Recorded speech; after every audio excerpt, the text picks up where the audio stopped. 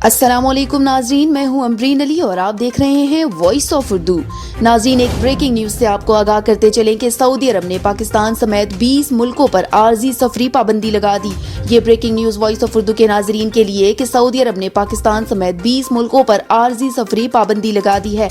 इन ममालिक में पाकिस्तान, भारत, इमारात और दीगर ममालिक शामिल हैं।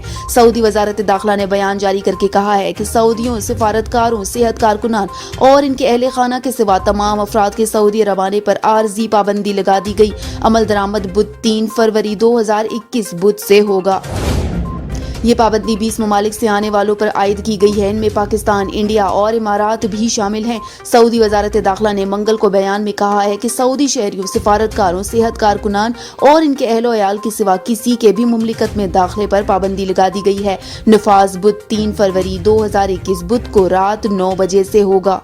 मजीद खबरों के लिए विजिट कीजिए हमारी वेबसाइट www.voiceofurdunews.nl या फेसबुक पेज पर क्लिक करें। इसके अलावा आप हमारा यूट्यूब चैनल भी सब्सक्राइब करके मजीद खबरें देख सकते हैं। देखते रहिए वॉइस ऑफ उर्दू।